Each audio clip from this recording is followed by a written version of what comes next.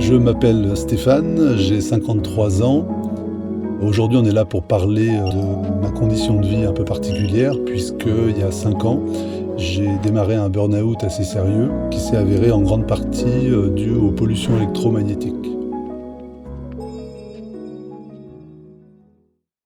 Je suis donc devenu ce qu'on appelle un électro-hypersensible. J'ai passé l'essentiel de mon temps à tenter de me rétablir et de comprendre le phénomène. Au démarrage de ce burn-out, j'ai perdu 14 kilos en un mois, j'ai fait une paralysie faciale côté droit et au bout d'1 an et demi, j'ai réussi à faire le lien au moment où je me posais devant un ordinateur. Un électro-hypersensible, c'est simplement à l'image d'un alcoolique au niveau de l'alcool, et ben moi j'ai saturé au niveau des pollutions électromagnétiques. Alors au moment où je me suis aperçu, je suis parti vivre en camping chez l'habitant. Et c'est là où j'ai commencé à faire pas mal de tests et je me suis aperçu effectivement que le mal venait bien de là. J'ai réessayé de vivre dans un appartement quelques mois, ça a redégringolé, donc je me suis acheté un camping-car.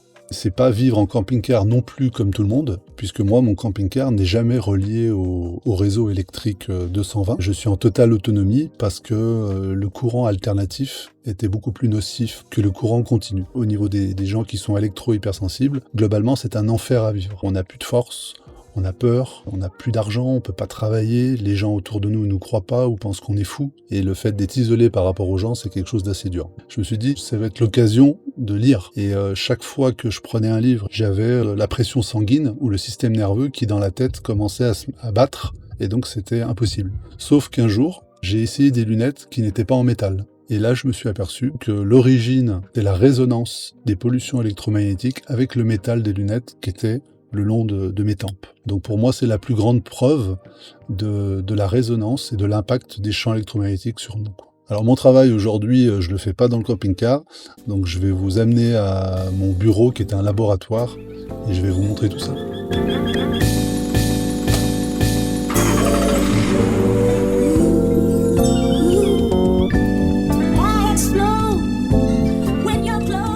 Alors déjà, l'électro-hypersensibilité, ça n'est pas une maladie, c'est un handicap environnemental. Donc ce qu'on peut faire tout au mieux, c'est redevenir électrosensible et ne plus être électro-hypersensible. On devrait avoir 0 de tension induite, et ça n'existe pas. La majorité des gens dorment avec du courant électrique artificiel dans le corps et ils ne le savent pas. Moi, je suis pas tombé électro-hypersensible par hasard, j'avais par exemple 145 volts de tension induite quand je travaillais sur mon ordinateur. J'ai un ordinateur, j'ai un téléphone, j'ai plein de choses, mais tout ça fonctionne différemment que branché au courant 220 ou avec des ondes comme les gens le font quotidiennement. Donc tout ça, c'est extrêmement cartésien et il suffit de mesurer, de vérifier, d'enlever les nocivités, et puis au bout d'un moment, on va mieux. J'ai un très bel objectif, c'est d'amener la conscience des pollutions et des phénomènes électromagnétiques à grande échelle. Donc je cherche à rencontrer des gens avec qui ça résonne. Comme à l'époque du bio, les gens n'avaient pas conscience qu'il y avait 2 sortes d'alimentation, une moins bonne et l'autre meilleure, et ben on peut faire la même chose dans le monde électromagnétique. Je conseille fortement aux gens de se poser des questions par rapport à ça, puisque une fois qu'on nous annonce la mauvaise nouvelle, c'est souvent trop tard.